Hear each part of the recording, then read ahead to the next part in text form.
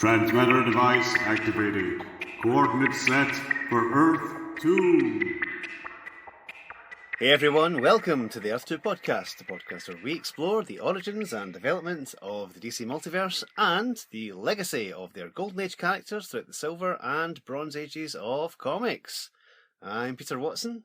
He is Peter Watson. I can prove it. And further, I'm David Steele. Welcome back. Thank you for joining us. Now, this week we are doing issue 53 of Challengers of the Unknown. Yay! And this was published in the 4th of October 1966 with a cover date of January 1967. Why are we doing an issue of Challengers of the Unknown, you might be asking? They're not Golden Age. They didn't travel to Earth 2. No, they didn't travel to Earth 2 and they're not Golden Age. But in this issue, they do encounter some people from another dimension. Yes. See what you think. Just go with us. So, Challengers of the Unknown. I have to be honest, I have a few Challengers comics. I've got maybe a handful of the 60s ones. I've got a nice Neil Adams cover of one which features a cat. I've got all of the issues when it was revived briefly in the 70s, and had tons of guest stars like Rip Hunter and Deadman and Swamp Thing, but not very much more. I can't honestly say I'm a huge expert or very knowledgeable about the Challengers, but thankfully my colleague is. So, Peter, tell me about the Challengers of the Unknown. First of all, I love the Challengers. I absolutely adore them. I've always loved the concept of the skilled hero who's got no powers. And the Challengers is a great team that is just filled with skilled people who have no powers. They first appeared in Showcase issue 6 and were created by Jack Kirby. Now, it's unclear as to whether Kirby created them himself. Right. Because I've read some reports that said he co-created it with Joe Simon, who also did many things with in the Golden Age, including Captain America. And I've also read reports that he co-created it with Dave Wood, who we've talked about on the show before, who's written House of Mystery and things like that before. But there's no definitive answer to it, but definitely Jack Kirby is all over this. So yeah, it first appeared Showcase issue 6, which came out in the 6th of November 1956, with a cover date January-February 1957. They're definitely there at the dawn of the Silver Age then. Yes, Absolutely. Cool. So they had 4 Showcase appearances in Showcase 6, 7 and 11 and 12. Now, I'm going to give you the history from Who's Who because it just totally sums up this team of adventures. It's fantastic. Okay. There were 4 men: ex-heavyweight boxing champion Rocky Davis, master skin diver and oceanographer Prof. Haley. That just sounds rude. I know. Skin diving is a term that sort of has fallen out of favour, hasn't it? Yeah. But bring back skin diving, that's what I say.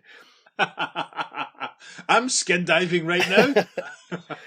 Circus acrobat and electronics expert Red Ryan and war hero test pilot Ace Morgan, travelling together in Morgan's private jet to a taping of the popular television series Incredible People, when the plane was caught in the grip of a sudden unexpected storm. Now, despite Morgan's best efforts, the jet went into a dizzying stall, then plummeted earthward to plough a terrible path through the forest far below.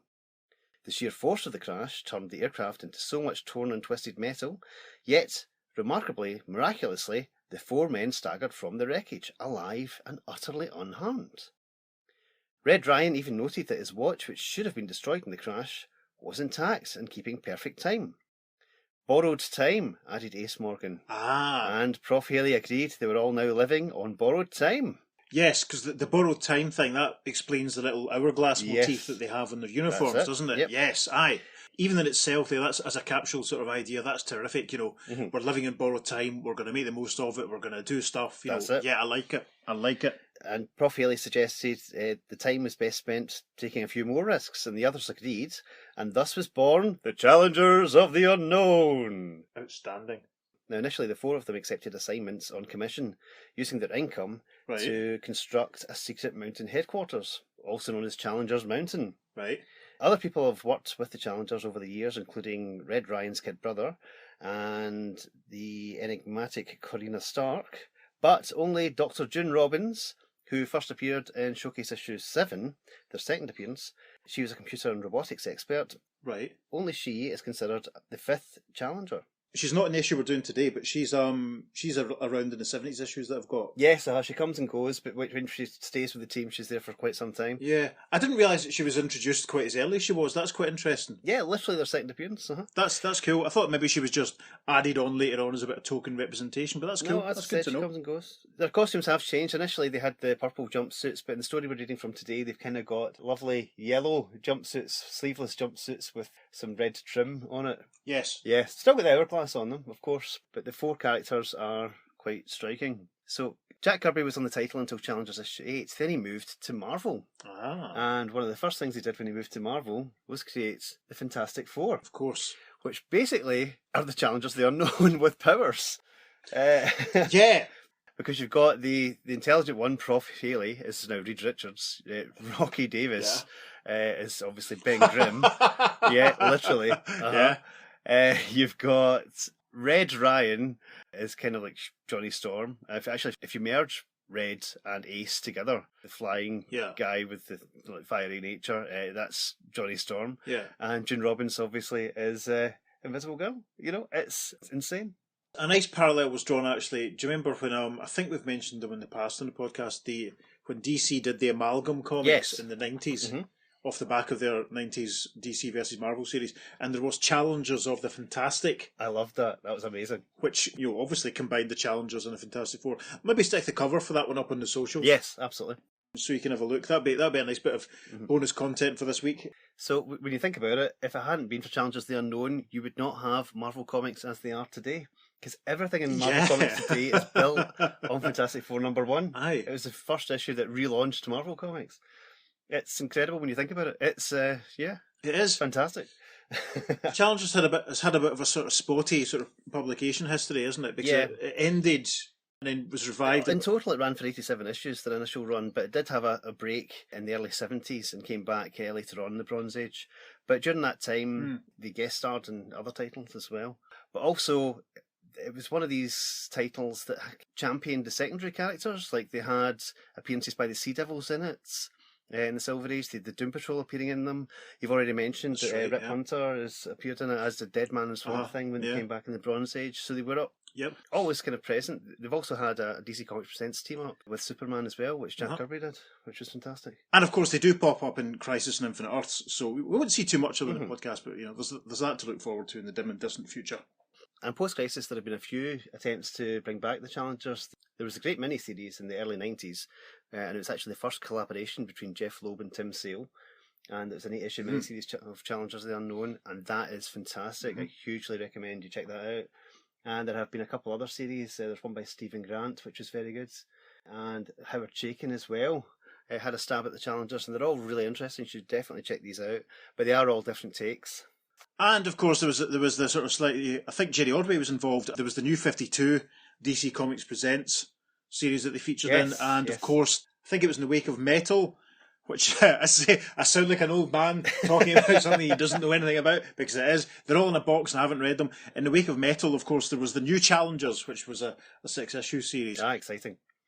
Yeah, they won't go away. Nope. That's one good thing about them. They're persistent. They're a perennial. Indeed.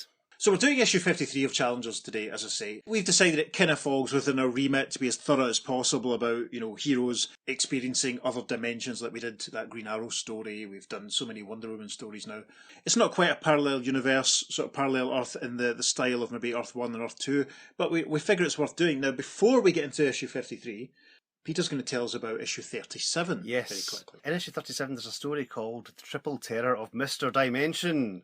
And when I read that, I thought, that's very exciting. So I dug out my copy of issue 37 and was a bit disappointed because I remembered what the story was about. It's a fun story, but it doesn't really cover anything we were going to be doing, because basically Mr. Dimension is a vagrant who finds a time machine in the woods. Oh, right. And in this time machine, there's this device that can alter dimensions. So basically he turns one of the Challengers two-dimensional, and then he uses the fourth dimension to age one and that sort of thing. So there's no actual dimension travel. The whole end of the story is the time traveller comes back and gets his stuff back and goes away and everyone's fine. Right. It's a fun story, but inconsequential. It's dimensions in the sort of mathematical measurement sense, rather than yes, here's a version of me who has a smaller nose and all his hair hasn't fallen out. Yes. That sounds like fun. If we maybe ever set up a Patreon, we could do that one. Maybe I don't know. Maybe. I have to say, Mr. Dimension. Uh-huh. Mr. Dimension definitely sounds like an MF Enterprises Captain Marvel does, villain, doesn't he? Wow. I wonder what Mr. Dimension. I can picture him now. He's probably about 44. He's probably got a wart on his chin. He wears a blue boiler suit, which is open to reveal a collar and tie underneath. Yes, that's him. That's Mr. Dimension. Terrific. Perfect. Right. So, shall we get back to the plot then? Yeah. Issue 53 of Challengers of the Unknown. We're not going to do a full read through of it. We're going to do a pretty thorough read through. Yeah. There's some stuff in it that's a bit dodgy that we'll cover, but we're not going to go into full detail on it. In comparison to some of the comics we've done, it's very, very dense, very, very talky. So there's going to be a few areas that we're just going to summarise just to get us through it. But it's a lot of fun. We think it's pretty relevant to what we're trying to do. So as I keep saying, see what you think. So Peter. Yes. Tell us about the cover to issue 53 of Challengers of the Unknown. Thank you, David. We are in 1966. So, of course, we have the fantastic go-go checks right at the top of the cover. And underneath that, you get the title of the story, which is Who is the Traitor Among Us? Then we've got the Challengers of the Unknown logo. And then it says in a box at the side, co-starring special guest villains, the incredible Iron Dictator and Dreadful Dimension Man. Dreadful Dimension Man is his full name. Yes. So we've got in the small box a picture of the Iron Dictator. He has got a white skull face and he has a big Nazi swastika on his chest. Yes, he's wearing sort of black tunic with a swastika again in a red circle background. Yes. He does look a bit of a kind of knockoff version of the Red Skull, doesn't he? We'll get into this later on. Yes, we will, very much so. And Dreadful Dimension Man is front and centre of the entire cover. He is a really odd-looking character. He's a guy who's in green with some purple accoutrements on his costume, with a strange purple Galactus-like helmet with two big Ds in the side, and a sort of miner's lamp, like a Monda Cybermen-like lamp on his head, and he's got a big purple D on his chest. Now, we mean the letter D, we don't mean anything else that could be misconstrued. Yes. I mean, green and purple as a colour scheme. It's classic villain. Yeah, it's a bit early Legion of Superheroes. This cover really pops. Mm-hmm. You've got the green and purple Dimension Man bursting out of this big blue force of energy, the Challengers logo in yellow against the black, and the Challengers themselves sort of running along the bottom in their yellow uniforms. Yes. Striking. It does really pop. It's very striking, very eye-catching indeed. When I bought this as a back issue, and it really jumped out at me when I was going through the back issue bins, I thought I have to get this. It looks fantastic. And yes, see what you think.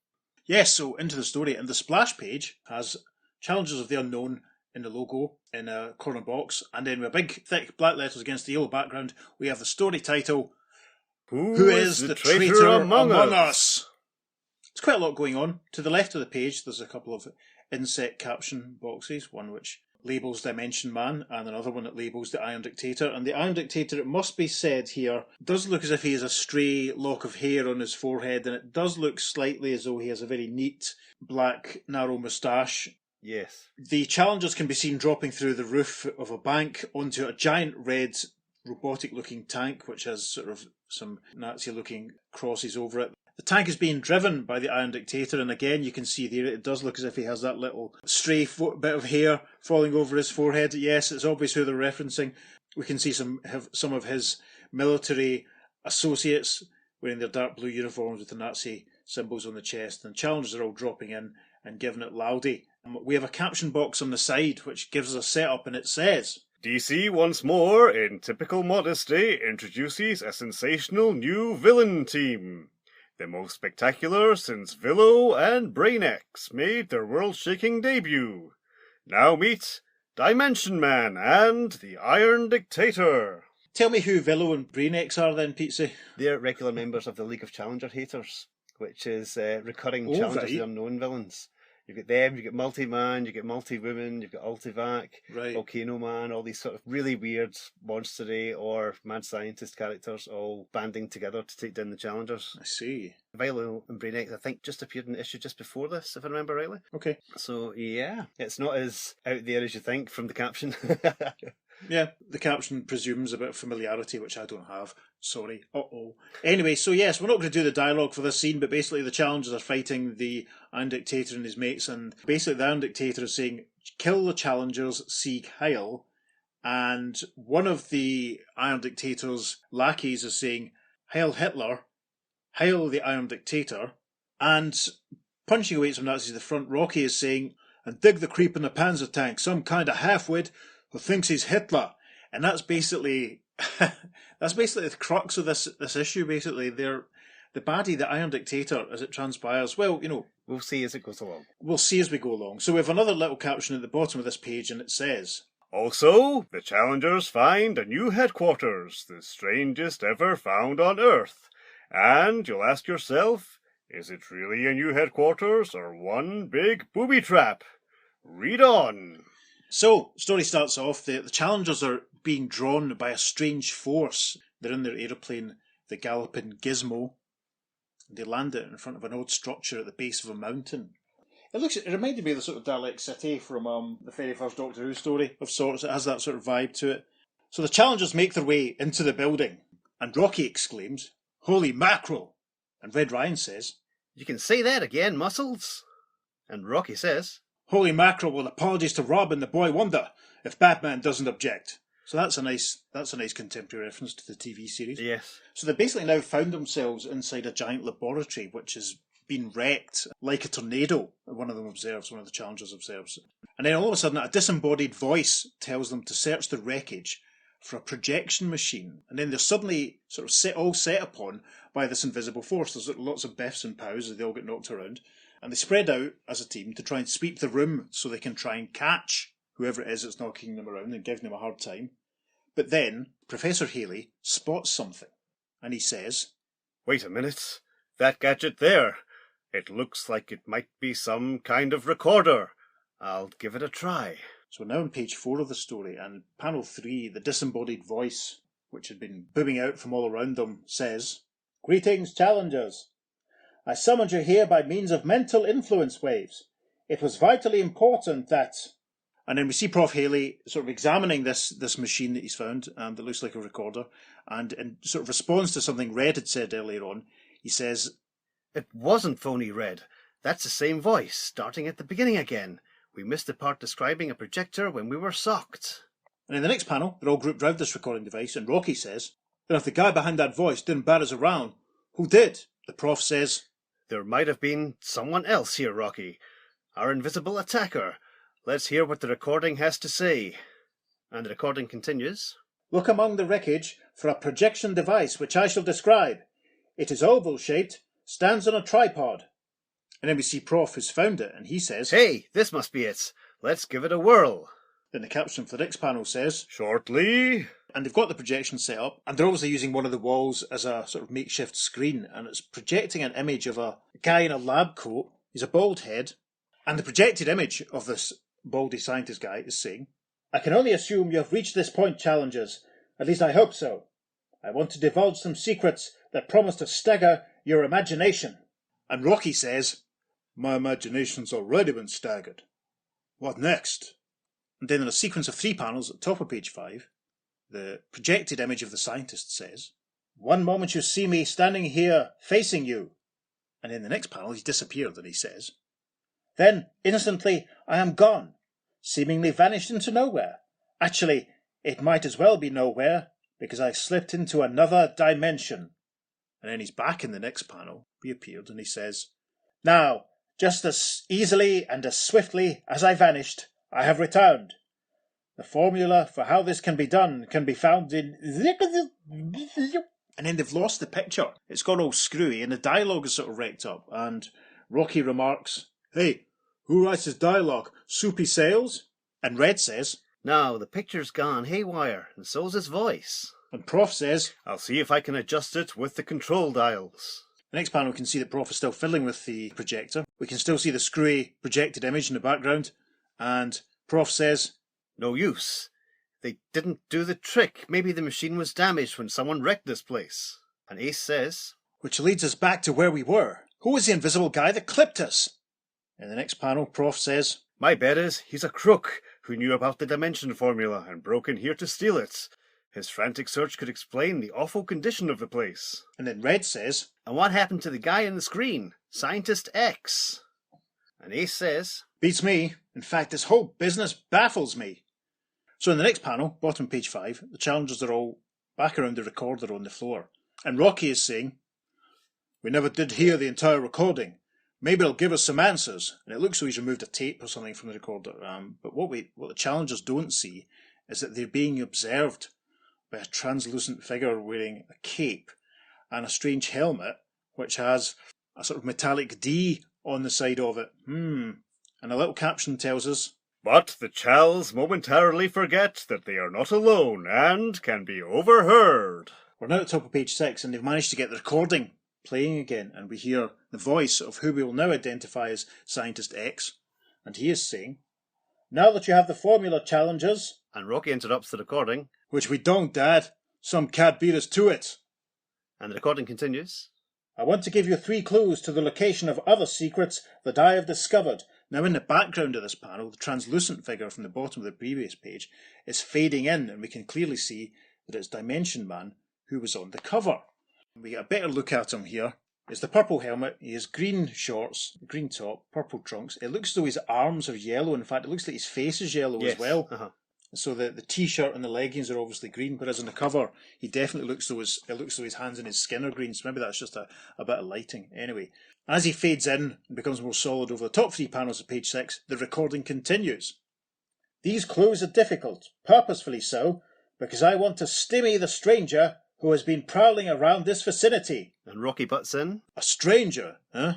That'd be the Fink who stole the dimension formula and belted us around." And the recording continues. "But I feel reasonably certain that you 4 men who survived 1,000 strange adventures, who defied death innumerable times, can solve my cryptic secret. There are 3 clues: sound, substance, and light." And Rocky says, "I heard a piece and a map together from 3 torn parts, but oh boy, this is way out." And the recording continues. "Remember, sound, substance, light. I leave the rest to you, challengers. Now I must depart." In the middle of page 6, now in panel 4, this is quite good actually, because you get the sense that Rocky is doing a sort of a double take. Absolutely, As he turns round, obviously, and has glimpsed Dimension Man, and Rocky says, "If that's all Buddy Boy had to tell us, I don't know why he bothered telling us anything. Sound, substance, light. I don't dig any of this jazz. I ain't about to say I'm the smartest cat in the world, but I ain't the dumbest either. In spite of what you guys think, but I can't get with it because... Wait a minute! What's that?" The next panel shows Rocky pointing at Dimension Man, and he says, "An eavesdropper. And he just came out of thin air, pals. And my chin's got an itchy feeling that it keeps telling me he's the bird that bought me." In the next panel, Rocky is attempted to punch Dimension Man, but it seems like Dimension Man has faded out. Rocky says, "First thing I do, Buster, is pay you back in spades." "What? Get a load of that. My fist went right through him. Part of his face just up and disappeared." And Dimension Man says, "You can't lay a hand on me, you big oaf." And then at the top of page 7, Ace leaps forward and passes right through Dimension Man, and then Red makes a dive from behind, and he passes right through him as well. And then panel 4 of page 7, Red collides with some equipment, saying, "I had the last chance to nail him and flunked it." And then Dimension Man starts to fade out again, saying, "Of course, you don't think you're a match for me, do you? One of the reasons I'm here is to show you the futility in fighting me. Besides, I want to introduce myself, but I won't be formal. Just call me Dimension Man, D-Man for short." And Red says, "For short is right if I ever get my hands on you." So the bottom panel of page 7, Dimension Man's voice can still be seen as he fades away, saying, "And with these amenities done with, I'll say so long for now. Ah, one thing more. Don't forget your precious clues. Sound, substance, light. You'll have a lot of fun trying to put those together." And the challengers are all basically laid strewn about the floor. Prof with his fringe falling over his eyes. Red sort of sat there looking very fed up. Ace sprawled out. And Rocky on his knees, rising to a standing position. So it looks like they almost have had a go at him. Rocky's saying to Dimension Man, "Just come out of that dimension hideout, brave boy, and I'll send you on a trip to the moon. Come on, show yourself. I triple dare you." We arrive at the top of page 8. And the caption says, But, scorning Rocky's challenge, the bizarre Dimension Man makes a remarkable, instantaneous appearance elsewhere. Yeah, there's almost like there's a a little burst of energy in the middle of thin air that Dimension Man is walking through, and he's obviously back at his own pad. And it's very interesting. I love this place. Yes, it's decorated with lots of giant Ds. There's a staircase that sort of has almost like a doorway at the bottom of it that's sort of shaped like a D. There's a very ornate lowercase d quite near the camera, as it were. There's sort of fountain effort in the background, which is a lovely big D embedded into the brickwork. There's a little statue of himself on a very, very low glass table. So obviously, he's very important to his own self. This kind of reminds me of the Crime Champion swinging bachelor pad that they had. Maybe he's taken it over. Yes, of course. Of course, way back in the first JLA JSA team-up, yes. And then as Dimension Man is emerging through this little burst of energy that's in mid-air, he is saying, "Well, like the challengers, I too know now the clues that can lead me to fantastic secrets, if I can find out what those clues mean. With Scientist X's other incredible discoveries in my possession, nobody on Earth can stand against me. Luckily, I got the dimension formula before those annoying challengers got into the act, and now, I am ready to call on the aid of a cohort. As mad as he is, under other circumstances I wouldn't bother, except that his insane determination to rule the world will further my own cause." We're now in panel 3 of page 8, and the caption for the panel says, Then D-Man focuses a small beam on the wall. Yep, and he's got a sort of gun device here, and he's firing it against the wall. There's a little burst of green energy coming out of the gun, which turns into a little yellow burst when it makes contact with the wall. As he fires his weapon, D-Man says, "No need to be overly concerned about him.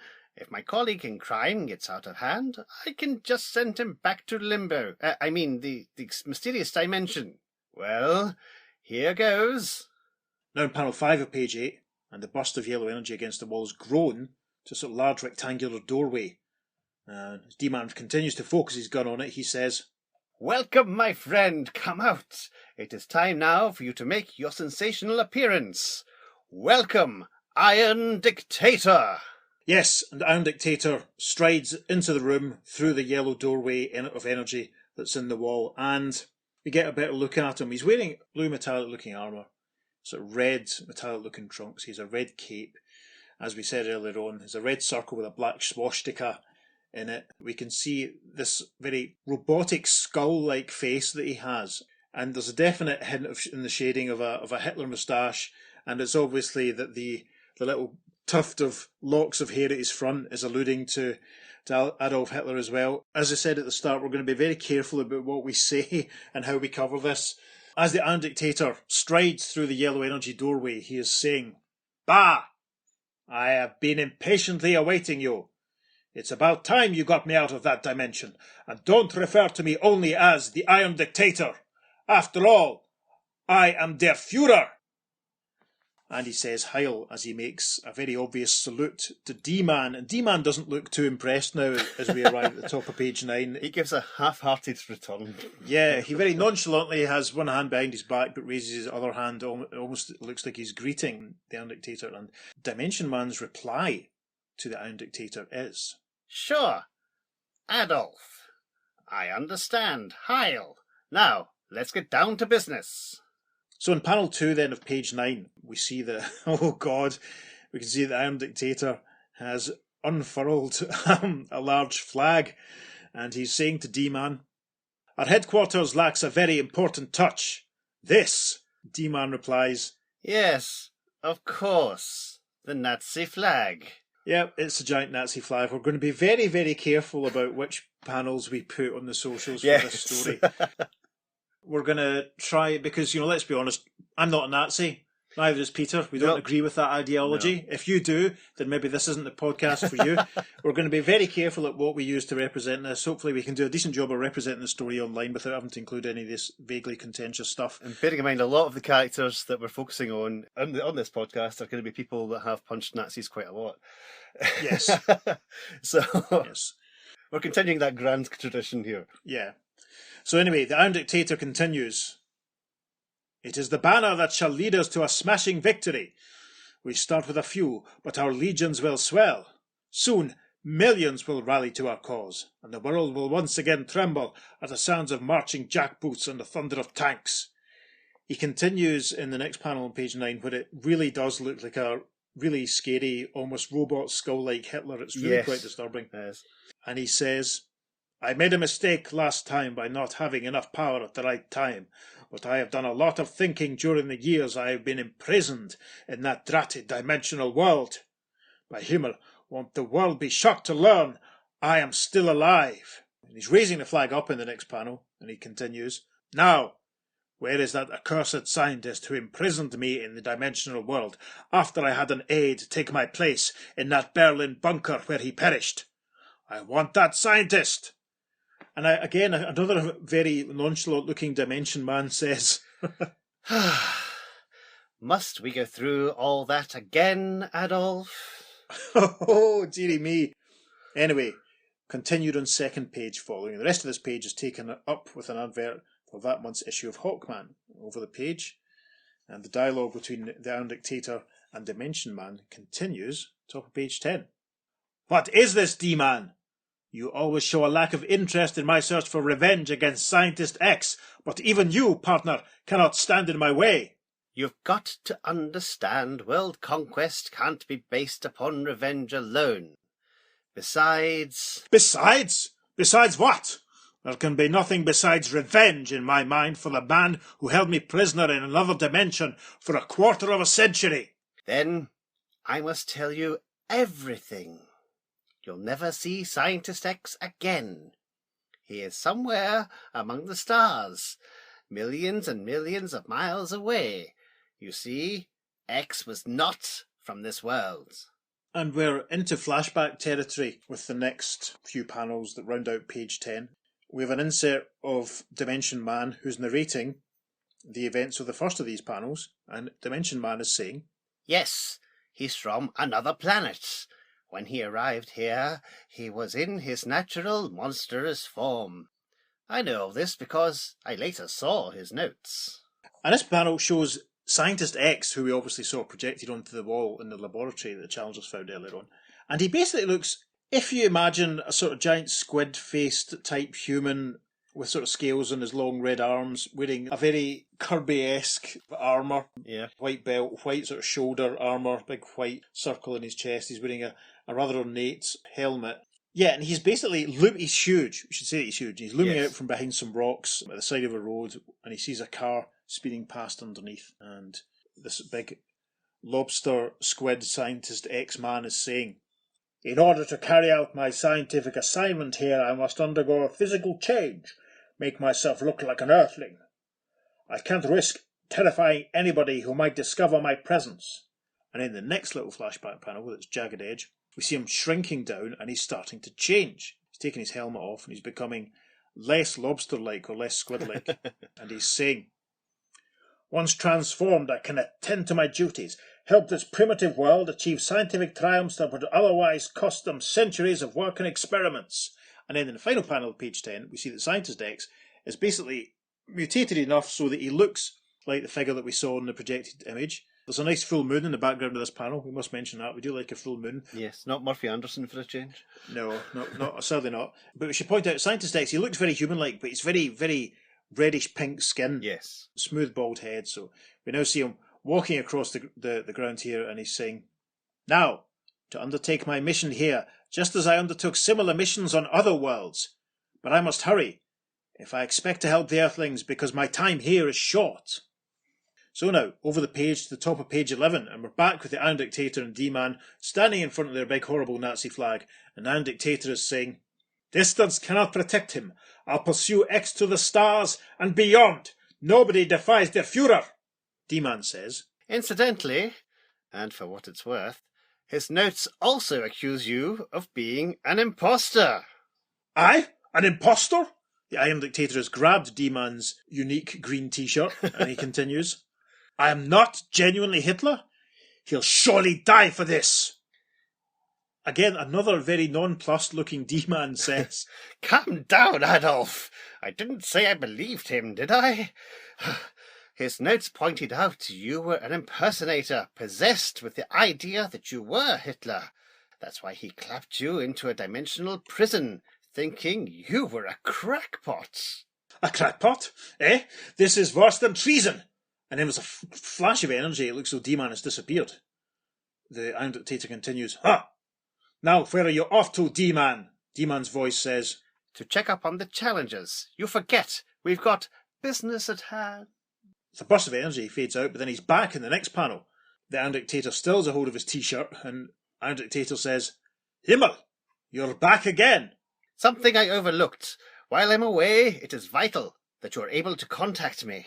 Panel 5 now, page 11, and we get a close-up of Dimension Man handing his little gun device to the gauntlet of the Iron Dictator, and Dimension Man is saying, Here's a dimensional contact device. Another magnificent contribution from X. When you trigger it, like this, and a little fizz comes out of the gun with a little burst of energy. I'll know you need me, and I'll appear instantly. This is great, D-Man, but unfair, because you're not revealing any of your dimensional secrets to me. This is a lopsided partnership. Then with another burst of energy, Dimension Man vanishes again, saying, No time to bicker. I must return to the challengers and find out what they're up to. So then, at the top of page 12, we're back in that special secret laboratory, and the caption says, And as the Chals concentrate, listening to one record after another... Yeah, it seems as though Scientist X must have a really, really good vinyl collection, because the challengers have obviously been trying all of his different LPs. Red is lying on the ground with his head resting in one hand. He looks very bored. Rocky is sat there, and then Ace is sat with his head completely bowed. He must be utterly fed up of having to listen to the Dave Clark 5. I don't know, but we can see that that Prof is the DJ at the moment. He's on the wheels of steel. He's put another disc on the recording device. We can see music coming out of it, and Rocky says, "Oh, look, why don't we cool it, Prof? We've heard the only 5 platters a dozen times, and nothing makes sense to me."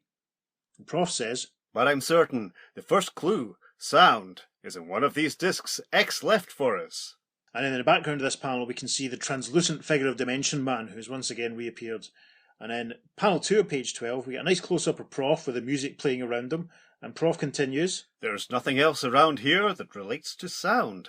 It's got to be in the music, and it's up to us to decode it. And the very smug-looking Dimension Man, standing in the background with his arms folded, thinks, Keep at it, Prof, and I'm sure you'll have the message worked out.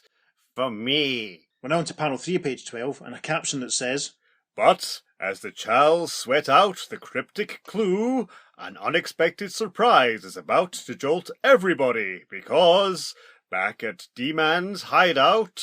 And we see the Iron Dictator pulling a rope, which is obviously attached to some curtains, and he's saying, The historic moment approaches, the biggest moment since the Blitzkrieg of World War II. He pulls the curtains open, and basically revealed are his soldiers. As the Iron Dictator opens the curtain, one voice says, Achtung, there he is, and another voice says, Heil Hitler. and another voice says, Heil the Iron Dictator. Then we see in the final panel of page 12, all of the assembled troops of the Iron Dictator all raising their hands in that salute. We can see the swastikas in their armour. We can see the giant swastika flag behind them. And the Iron Dictator has his arm raised in salute, and he is saying, To you faithful stormtroopers who have rallied to our cause, I want to say this. You will be the cornerstone of the new Third Reich we'll rebuild.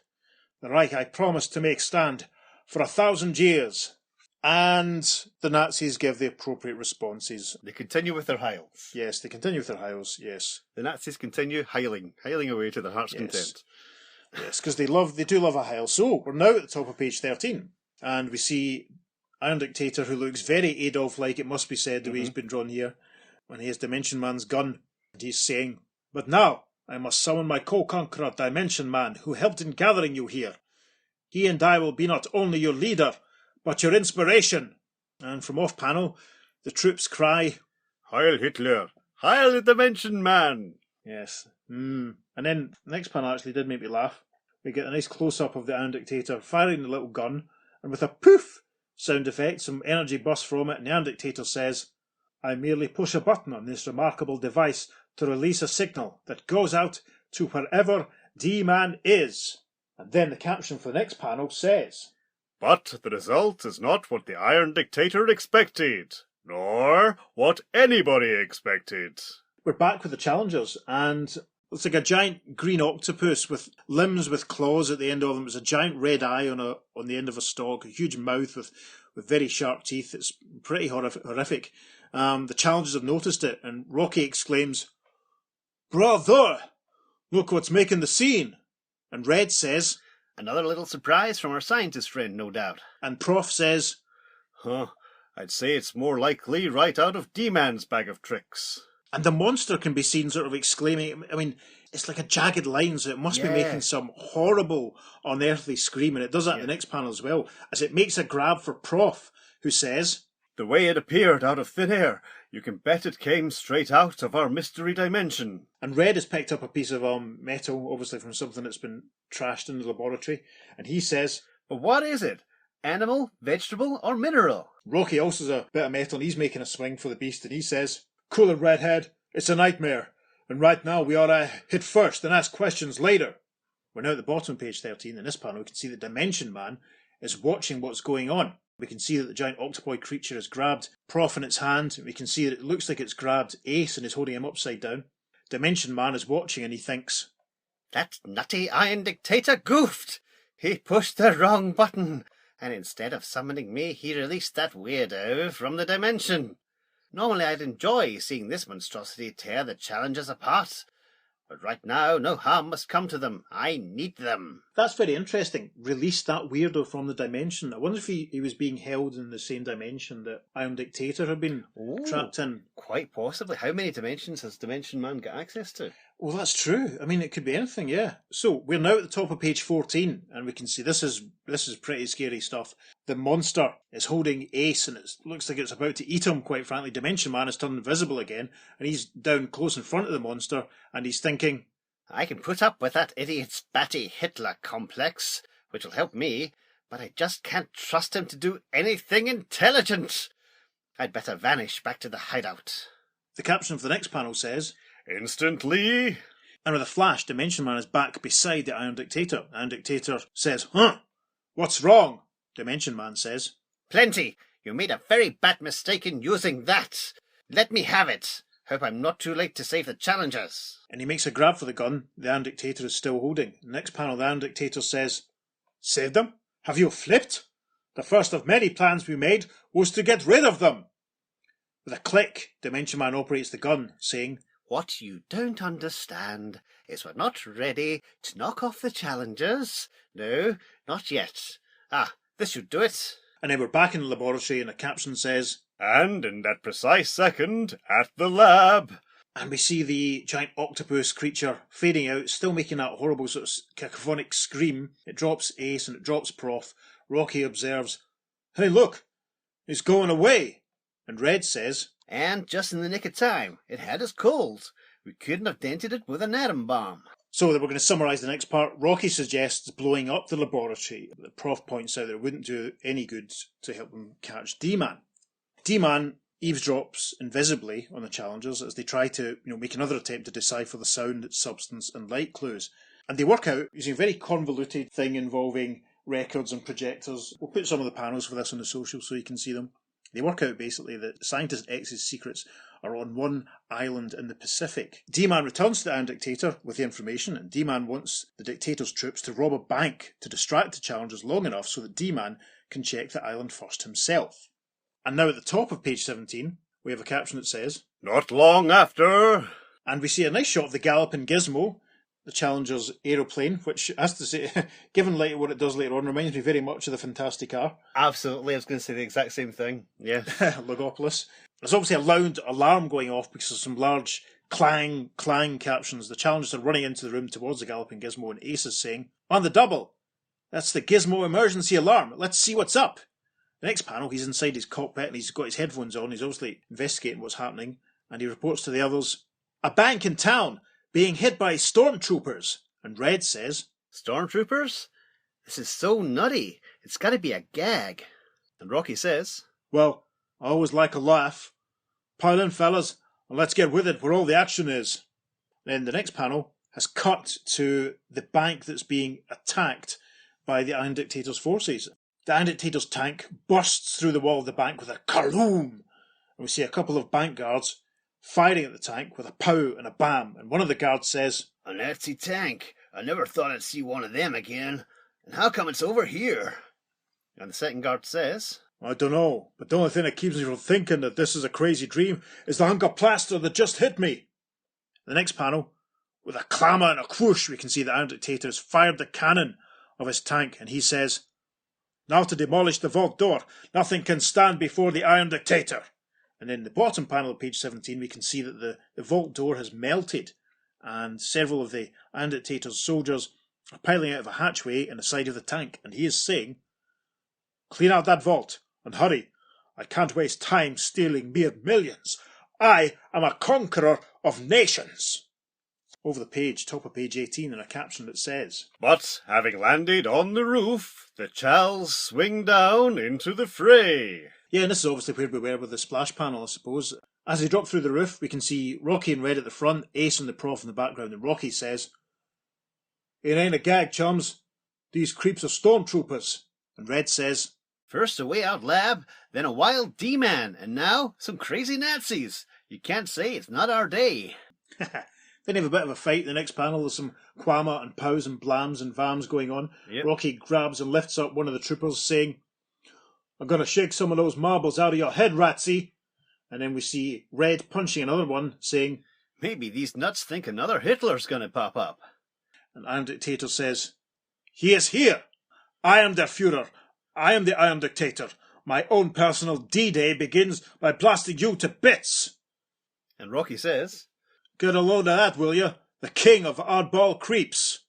We have a slow dissolve now, and the caption says, Just as the Chals face the Iron Dictator, D-Man makes his sudden appearance on a distant island. yeah, so the distraction is obviously working, and the Iron Dictator, by making the Chals come and fight him at the bank, has allowed D-Man to visit the island that the Challengers discovered by working out the answer to the sound and substance clues. So, with a burst of yellow energy, D-Man materialises, and he is saying, "While my witless colleague keeps them busy, I'll look this place over. No sign of human life. No sign either that Scientist X was ever here. But then he wouldn't leave obvious signs. and then he continues in a nice big close-up, His secrets could be hidden in a million places on this dreary place. And I'll need time to search, maybe weeks. And during that time I must delay the challengers so they can't come out here. But I can't trust the Iron Dictator to do the entire job for me. I'll have to handle them in a different way. And will they be surprised? Now, back to the bank." and with another burst of yellow energy, Dimension Man goes translucent and fades out. Then the caption for the next panel says, So, back to the battle scene. and this is quite amusing actually, because we can see the challengers hopping and leaping about as the Iron Dictator fires at them, and the sound effects, I wonder if whoever wrote this comic was a big fan of the Mothers of Invention, because Could be. we get Zappa and Zappa and Zap. So yes, I wonder if that's a reference to Frank. It possibly could be, I'm not sure. I'm not enough of a fan to know. Anyway, as they hop around, Ace is saying, "He might be some kind of oddball creep, but that gun of his is strictly business. Wow!" And then at the top of page 19, we have a caption that says, Suddenly, a hand pulls a master switch. yes, and we see a yellow hand here operating a switch, and a voice says, "Now for the fun, haha." and then the caption for the next panel says, And the lights blink out. this is quite funny, a solid black panel with 3 speech bubbles, and the first one we can work out by elimination. It's Rocky, and he says, "Ace, Prof, Red, where are you? Which one of you pulled the switch?" And one of the others says, "It wasn't me, Rocky." and then one of the others says, Don't sound off, you guys. They'll know where you are and fire at your voice. then the caption for the next panel says, Then, just when their eyes get accustomed to the dark, yeah, we see one of the challengers with a whack sound effect getting struck in the back of the head, and a voice says, 1. and then the next panel with a crack, we see another one of the challengers being punched out. He goes, "Ugh," and a voice says, 2. and then the next panel with a crunch sound effect and an ow from the respective challenger. We see one of the challengers with both hands of this mystery person coming down hard on the back of the challenger's head, and the voice says, 3. so then the caption for panel 6 of page 19 says, Much later, the dazed Chals attempt to stand on wobbly legs. the bank guards are trying to help them. You see one of the bank guards helping Rocky to his feet, and the guard says, "You fellers okay?" And Rocky says, "Oh, sure. That was a terrific bout, but what hurt me more is knowing one of my own buddies threw that punch." And then Ace says, "He got me, too." And then Red says, "What about me? Which one of you guys could slug Happy in the blackout?" and then Prof, who's still on the ground, trying to recover, says, "Don't ask me. I also got whacked, but good." And in the final panel of page 19, we see a bunch of very angry-looking challengers, and Ace says, "Now wait a minute. One of us had to be the guy. I saw his arm. The arm of one of us." And Rocky says, "Yeah, Ace. Even in the dark, I saw it too." And Red says, "But we were all slugged, or was one of us lying?" and then Prof says, with his hand to his head, "That's ridiculous, Red. Anyway, right now, let's get back to the lab. There's nothing to be done here. The Iron Dictator and his stormtroopers are gone." and we arrive now at the top of page 20, and the caption says, And as the galloping gizmo knifes through night skies. and it's a nice little inset illustration of the Challenger's aircraft speeding along through the clouds, and we're back in the main panel with the Iron Dictator and Dimension Man and the Iron Dictator's troops. The Iron Dictator is standing in front of the flag, and he's saying, "That is all for the present. Go to your barracks. Our big plans will come later. Heil!" And the troops all declare, Heil Hitler! Heil the Iron Dictator! And Dimension Man is obviously bored of this. With his head to his hands, he thinks.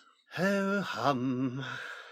And then we get a nice close-up of the Iron Dictator and Dimension Man in panel 2. The Iron Dictator is saying, "I could have killed the challengers. They were utterly helpless at the bank. Why did you have us withdraw?" Dimension Man replies, "If the island theory proves wrong, they must be kept alive to solve Scientist X clues for me. But they were kept plenty busy now finding a traitor among them." In the next panel, Iron Dictator has his gauntleted hand up to his head and he says, "One of the challengers? A traitor? Come on, D-Man. Your imagination is running wild. Even a maniac couldn't believe that." D-Man says, "Just the same, I will wager at this very moment the challengers are trying to determine which one of them assaulted the others. I planned this flawlessly." Yes, because we're finally at the title of the story, isn't it? Who is the traitor among us? Well, maybe we'll find out very soon in this next little sequence, because there's only a few pages left of the story. It's a slow dissolve then. Back to the challengers in the laboratory, and the caption says, And Dimension Man is right, because suspicion has begun to gnaw at each of them. in this next panel, Ace, Prof, and Red are all on their feet, and Rocky is sat down. Ace is marching up and down, saying, "Prof is right. It's absurd to suspect one another. In the first place, we were inside of each other." And Rocky says, "Except for that blackout." And Red says, "Yeah, maybe something screwy happened to one of us." In the last 4 panels of the page, we've got lovely close-ups of all the challengers, starting with Rocky, who says, "Well, I know I can account for myself. That is until I got KO'd." and then the second one's a profile of Ace, who says, "Well, the same goes for me." And then we see Red, who says, "Don't anybody look at me. I can remember seeing this figure for a split second, then pow! I was out cold." and in the final panel is a close-up of a very thoughtful-looking Prof who's tapping his chin. I've got to say, Prof's fringe is excellent. Yes. It really is. I'm really, really envious of Prof's hair. Prof is saying, Did anybody consider the fact that D-Man could have whisked one of us into his dimension, brainwashed him, and then whisked him back again in just a few seconds? and we get some sort of surprised-sounding speech bubble reaction noises from the rest of the Charles. We arrive at the top now of page 21. Rocky says, "What do you mean, Prof?"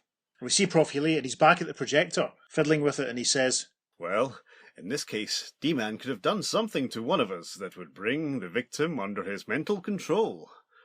Anyway, let's watch the scenes of Scientist X vanishing into the dimension again. I must check the time element. The next panel shows what is being projected onto the wall, and it's D-Man at sort of canister, quite a large canister, sort of there's equipment, there's a sort of glass on the front. Almost looks like a Dalek in some angles, and we can see that inside it is what looks like one of the challengers. And then off panel, who we're guessing is Red, says, "Hold it, Prof! Stop the action! This scene is new!" And then off panel, Rocky says, "Yeah, it shows one of us stretched out here in the tube with D-Man shining some kind of beam in his face."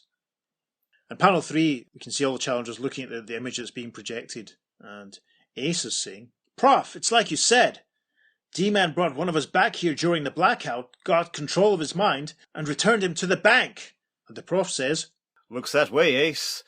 What's more, the projector somehow filmed the scene, and luckily without D-Man's knowledge, or he would have destroyed it to stop us from finding it. The Prof then continues in close-up in the next panel. But it's a lucky break we saw this. It could explain why one of us batted the rest of us around. His mind was completely under D-Man's control.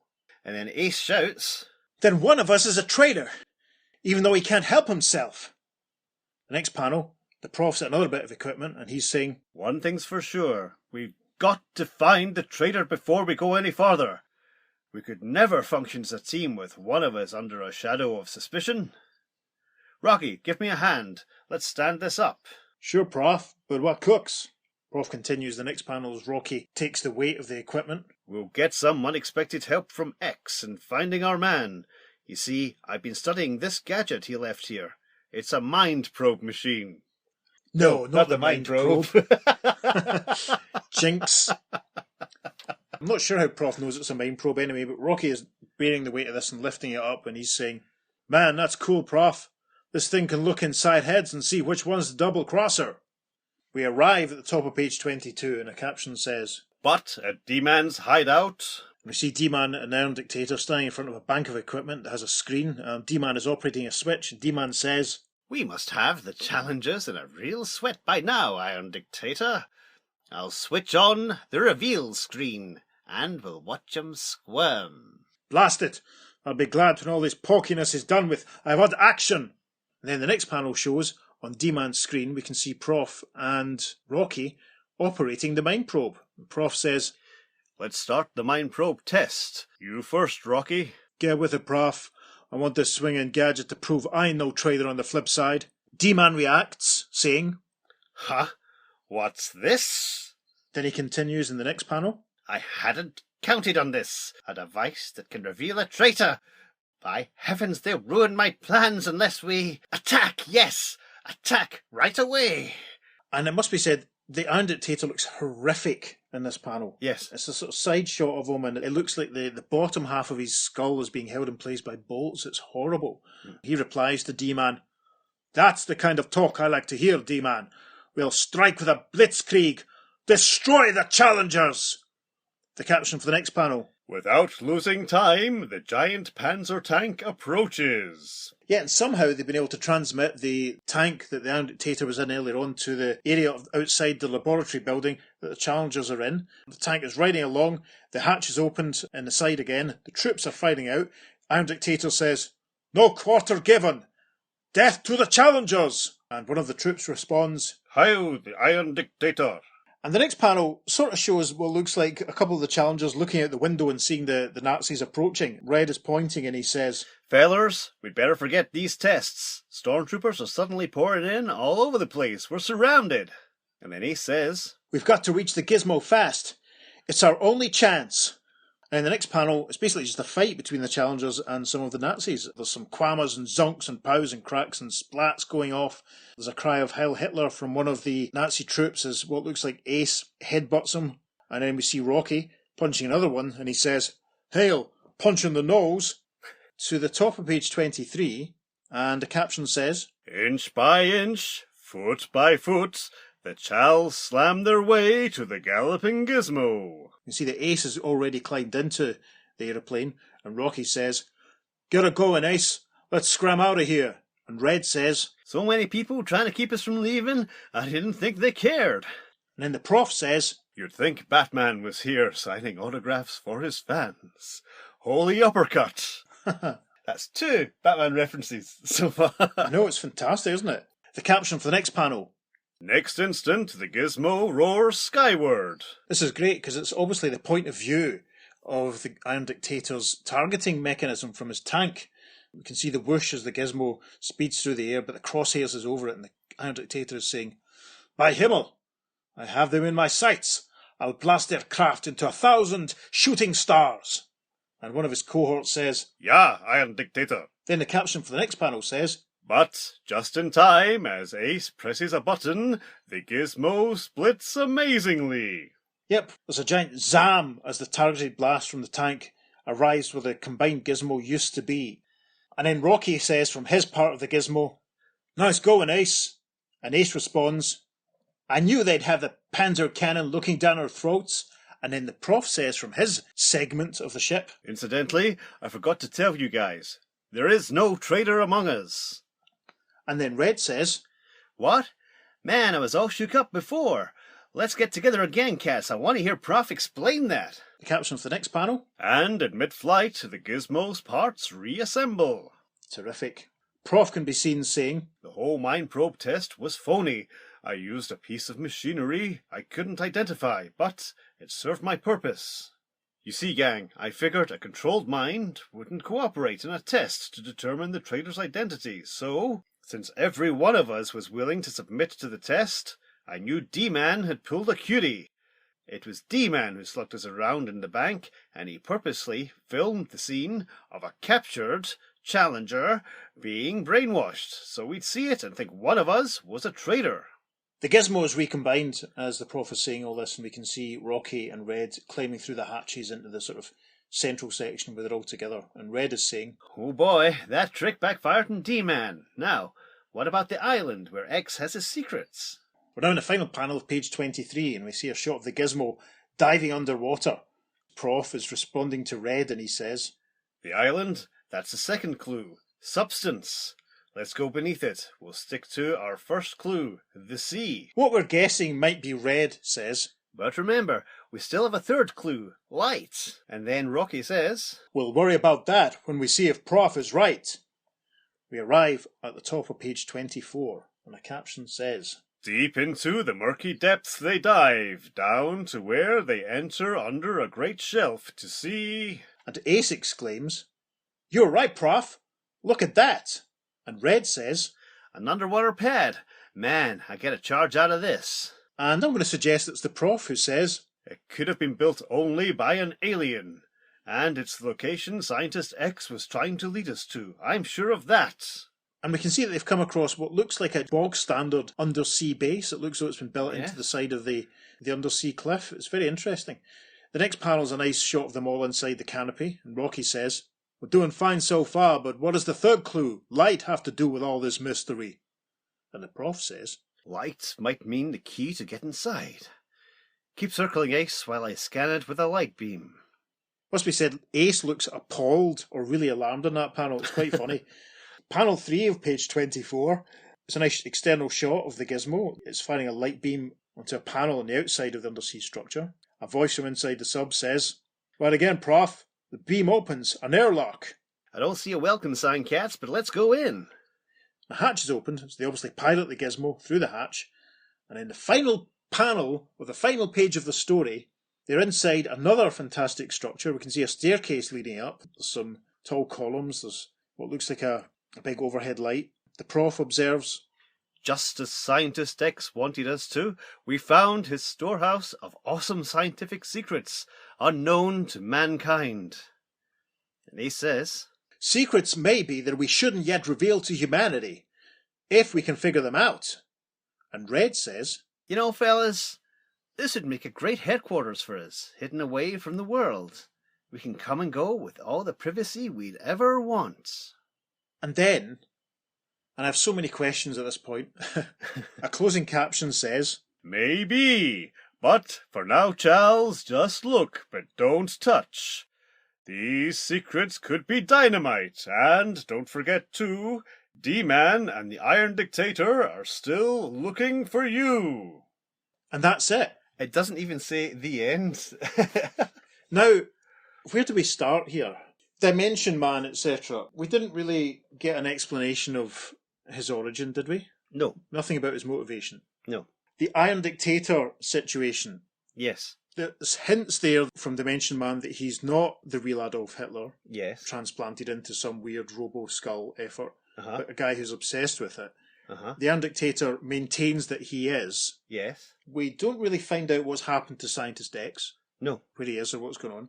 Nothing more is said about what was going on at the laboratory. There was no scene of them actually defeating Iron Dictator and D-Man. And that final caption Yes. makes me think that this is maybe perhaps part one of a two-part story. But This story is the only appearance of both Dimension Man and Iron Dictator. I feel a bit cheated after 24 pages. I hope the listeners don't feel cheated. There's a very good reason for this. Right. This story was written by Franz E. Herron and drawn by Bob Brown. Now, Franz E. Herron was a writer who worked all the way through the golden age of comics up right through to the silver age here. Right. And he was born in 1917. Now, he's actually the co-creator of the Red Skull, Ah! which is quite interesting considering how the Iron Dictator looks and how he behaves. Yes, very much so. He's also listed as co-creator of Captain Marvel Jr. Really? Yeah. Okay. But yeah, he's worked primarily for DC, but certainly he's worked for lots of different companies. He was a primary writer on Challengers for years. Right. Is this the final issue that he did? This issue came out in October 66. He actually passed away in September 66. Oh my goodness. Yeah. I don't know how he died, but yeah, he passed away in September 66. wow. But obviously, he had several comic scripts that were in production at the time. There's about half a Right. dozen stories that came out after this. I think this is his only Challengers one. The Challenger stories after this are a bit kind of messy in that they don't really refer to their base. Right. They do go back to it, but eventually, everything's kind of abandoned and it's back to Challenger's Mountain, the traditional Right. base. But yeah, obviously, he was setting things up, and Murray Boltinoff, the editor, obviously didn't really want to pay off that particular story, and he Right. just went a completely different direction. So if issue 53 was written by Franz Herron and drawn by Bob Brown. Who Yeah. did the next issue then? It was still a Franz Herron script for the next issue, and still Bob Brown. Right. But after that, Arnold Drake took over, the guy who's probably best known for doing the Doom Patrol. Bob Brown stuck with it for quite a while, and Arnold Drake did as Right. well. We don't actually get a part 2 of this story then, though, do we? You don't get part 2 of this story, although the base is used occasionally. It's mostly Right. the Challengers out and about doing things. You don't really refer to their base, but there are Right. stories that are set on the base. But we don't actually get a resolution to the D-Man and Iron Dictator story. No, that is their one and only appearance for both characters, which is a shame because they're so interesting. Yeah, there was so much set up there about everything about them both, Yeah. and that final caption makes you think that these guys are going to be back and the Charles are going to have a lot of trouble with them. Yeah, Dimension Man obviously is incredibly powerful. D-Man, or Dimension Man, whichever you want to call him, is very much the type of villain that the Challengers usually come up against. He could easily have been added into the League of Challenger Haters, because he is that weird kind of like powerful scientist, criminal mastermind. You don't really know much about him. It's fascinating as a character. His powers are crazy, like, all this hypnotism stuff, being able to fade in and out, and all these hints about these other dimensions where that big, octopoid horror Yeah. lived and all that sort of stuff. And we didn't really get an explanation about who Scientist X was and where he came from. I mean, in some ways it raises more questions than it answers. Yeah. We've had stories, obviously, in the past that mentioned Dimension X, so and there will be some more that we'll probably do. So, we thought this was worth doing. And obviously, Scientist X, did he get his name because that's the dimension that he came from? I'm fascinated by what you said. He was the guy that co-created the Red Skull, because Yeah. I want to speculate, is this the Red Skull that's in the story? I think it's maybe Earth One's version of the Red Skull. Yeah, or is it the Marvel Red Skull, but he's been transferred over from his dimension by Dimension Man? Let's talk about Iron Dictator then, because he could be the Earth One Adolf Hitler, Yes. who faked his death and ended up getting banished to another dimension, and Dimension Man's casually plucked him back. Could be that, Yep. right? That's a possibility. He could be some nutter who believes he's Hitler, but seems to have all this kind of like power and charisma. I mean, it doesn't really make sense. He was just some random guy. Yeah, I mean, he has a tank, which is very well equipped. He has an army. Yeah. And they were casually behind the curtain in D-Man's swinging bachelor pad. I mean, were they in the dimension? I mean, where was Dimension Man's swinging bachelor pad actually located? I mean, I don't know. I mean, is this typical for the Challengers? Yes and no. Yes and no. Right. They usually are, as I said, up against this sort of villainous type who's quite mad scientisty, quite powerful, and it's all about problem solving. It's all about the teamwork and the problem solving, using their skills. I love how Prof. Haley went from skin diver to being scientist who knows everything, dude. Yeah. Yeah, just because his name was Prof. That's amazing.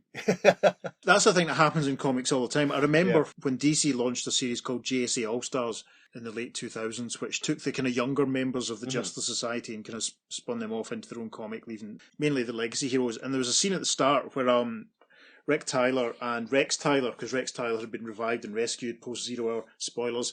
And Rex has principally always been a chemist. Mhm. He synthesised Miracle and all that sort of stuff. But they have him, because he's a scientist, because he's Rick's dad, he's a scientist, they've got him installing the full computer system Oh, crikey. in the lab, you know what I mean? I was up a ladder, like, you know, installing computer stuff, and you're like, yeah, because as you say, like Prof, he's a scientist, so he must know everything. Surely he'd be like screwing in valves and stuff, given his how dated his technological knowledge would be.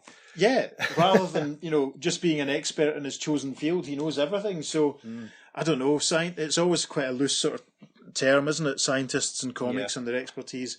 It definitely feels like part one of a part two, doesn't it? It definitely feels like completely unresolved, and like there was an awful lot of set up that and if it didn't come, that's a shame. Yeah. I must imagine it must have been quite frustrating to have read that at the time. Yeah. Probably more frustrating than it is now. I don't know. I've got a third option for who the Iron Dictator could possibly be. He could possibly be Adolf Hitler from a parallel universe, because he plucked him from a dimension, but he didn't say which dimension.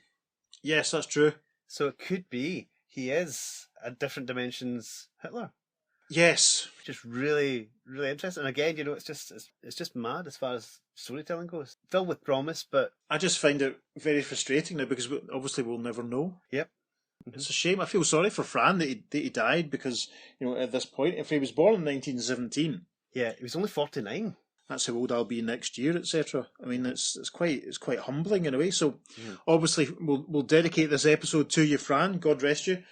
Part of me almost wishes that we didn't do this, because I'm so confused and dissatisfied. But that's half the fun. That's half the fun, is the exploration. Absolutely. Again, it's another example of the different editorial team and the different writing teams making use of dimensions and what you can do with them. So it's definitely interesting from that point of view. But I will confess to being a little dissatisfied. As far as the artwork goes, it's some of the most rudimentary stuff I think we've seen. I don't mean that in a bad sense. It was very straightforward. There was nothing too flashy. It will be easy enough to pick out, I think, 10 panels to stick on Instagram and hopefully get a few that don't have the Nazi flag in them. I mean, that's another thing as well. I mean, this is barely 20 years after World War II, so they can talk about Nazis at this point, and everyone knows that Nazis are bad and that they lost. Whereas nowadays, where there's such a bit more of a right-wing agenda from a lot of people that you feel uncomfortable talking about them, it makes me worry that people would think we're endorsing them. do you know what I mean? Because it feels now that because when the comic was published, they were a gone threat, they didn't exist. Whereas now it's a very real threat again, and it's bizarre that the world has gone that way again. Maybe this is too political for the R2 podcast. I don't know. Well, bear in mind we're going to be doing All-Star Squadron at some point when we eventually get there. It'll be all Nazis every week. And of course, we've got the Wonder Woman period in the 70s to talk about. We'll be doing a few other World War II stories at various points. So and the freedom fighters before that. Nazis are bad. That's that's our attitude. Nazis are bad. Okay. Is there anything else you want to go over? I just really think Dimension Man is ripe for bringing back. I mean, that's just such a great concept. And seriously, I'm convinced that's the time champion swinging bachelor pad that he's just put D's all over. That's an extra dimensional limbo. Could have been, because it's because he's a giant D on his chest. Is he the Earth One Per Degaton? Well, he could be. It could be. I don't know. He's hanging about with a version of Hitler. Maybe they have something in common. We'll meet Degaton eventually. Gosh, I'm exhausted. Shall we do the letters? There's not a huge response in the letters page to this, but we'll flip forward. So, the contemporary letters then. Let's chat with the Charles is the letters page. The mail's shooting a big sack of mail, and address all mail to Challengers of the Unknown, National Periodicals, 575 Lexington Avenue, New York, New York. And the first letter goes a little something like this. Dear Editor, how do you do it? I thought nobody could be more fascinatingly evil than that vile villain Villo. But I certainly was mistaken. Dreadful Dimension Man and his batty cohort, the incredible Iron Dictator, have set new records of formidably fiendish and incidentally illegal behaviour. But the villains in story were not the most impressive feature of issue 53. Nothing but nothing could overshadow the glory of that magnificent cover. I have never ever seen a more dramatic, sensationally coloured cover. There wasn't a single error in placement or style. By the way, I'm glad to see that the new look of the Challengers is really new. New costumes haven't been the only real changes, for which all Charles fans must be indeed thankful. Please keep giving us more of these wonderfully imaginative stories, and those kooky bad guys. By the way, what colour is D-Man's hair? And that's from future comic colourist, so she knows what she's talking about, Irene Vartanoff from Lake Forest College, Lake Forest. Irene, who's featured pretty much every episode of our podcast for the last 10 weeks. Recently, yeah. I have to say, I don't quite disagree with her. It's not the most dynamic cover I've ever seen, but, maybe I'm not a professional artist, so what do I know? Right, the editorial response to this one. Oh, how we love to have you go on and on, Irene. You don't know what you do to our ego, but it's too bad you had to cram all your complimentary comments onto a single postcard. Just imagine what you'd do if you had a full box of stationery. Anyway, what do you mean, asking us about D-Man's hair? Nobody's ever seen him without his helmet. He even wears it when he's shaving. But D-Man's either as bald as Yul Brynner or as hairy as a beetle.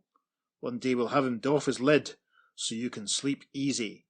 Ed. So that's quite good. A Magnificent Seven and a Beatles reference in one editorial response. Yes, that's true. I almost feel like I've been targeted specifically. That's quite good. The phrasing of that's really interesting because that definitely suggests that, He's coming back. that D-Man has either been around before or, as you say, if he's going to come back. It's interesting. Yeah. Quite a lot of the page is just taken up with some edited highlights from a few letters. So there's one from Charles Anderson of Minneapolis who says, please eliminate the hair and moustache on the mask of the Iron Dictator and change D-Man's skin back to normal because the yellow looks horrible. I don't know what you've planned for Red, but I hope it's good. The editorial response to that is, how could we omit the Iron Dictator's moustache and cowlick without destroying his resemblance to the most formidable, infamous Fink who ever lived? infamous Fink? Good grief. Yes, that's of its time. Gosh. And why shouldn't D-Man's visage be yellow? Where he comes from and where he goes, nobody knows, so why flesh-tinted? As for our plans for Red, boy oh boy, will they grab you in this ish. Yeah, because are we right in thinking, was it Red that they killed off for a few episodes or a few issues? Yes, Red dies. Don't worry folks, he gets better. Yeah. We're now going to quickly look at a segment from the letters page of issue 56. Dimension Man in number 53 was just great, but as for his crony, the Iron Dictator, and that's from Ted Palmer of Framingham, Massachusetts. Incidentally, I don't like our Charles' new headquarters underwater, and the editorial response to that is, so, haven't you heard about the housing shortage? We'll have to settle for that for the time being, says the editor. And that's really about it. do you know what? Doing this issue, it's almost been like, do you remember in the early 90s when there was lots and lots and lots of missing Doctor Who episodes, and they put out a few VHS tapes that had basically what was left of some William Hartnell and Patrick Troughton stories? Yes. I feel like I've just watched episode 3 of Enemy of the World, and I've got no way of experiencing the rest of the story. Yes. I mean, it's maybe not the best metaphor, but, it's slightly dissatisfying because it really feels like, as I've laboured, we were being set up for other stuff that we just didn't get. Yeah. It's very weird. It's very frustrating. Hopefully it hasn't been too frustrating for you, the listener. Do let us know. Yes, and you can let us know by dropping us a line at theearth2podcast@gmail.com. We'll also be putting some select highlights from this issue and some other bonus stuff up on our social media. So check us out on Facebook. We're at the Earth2 Podcast. Also, we're at the Earth2 Podcast on Instagram. And on Twitter, we're at podcast_Earth2. And that's the number 2 for all of our social media. Yep. Thanks for bearing with us on this one. I'm gonna go off and think about this one an awful lot more. Do you know what? Actually, the obvious thing to say is, Pete, the thought has suddenly occurred that you know this DC comic that I keep saying that you and I are going to write. Of course, the one that's going to team up the Guardian and Miss Terrific and Tarantula and Dan Richards Manhunter and all that, and the one that's going to fill up all these other plot holes that we talked about. I think that one element of the comic that we write could be the resolution of the Iron Dictator and Dimension Man story involving the challenges of the unknown and a cast of thousands. What do you think? I would love that. Perfect. Sign me up. Yeah, we'll pitch that. Right, well, I've been David Steele. And I've been Peter Watson. And you've been listening to the Earth 2 Podcast. Transmatter Cube activated. Return coordinates set for Earth Prime. Address all mail to Challengers of the Unknown at National Periodicals 500. Forget it. Let me start again. I'm knackered. Anyway,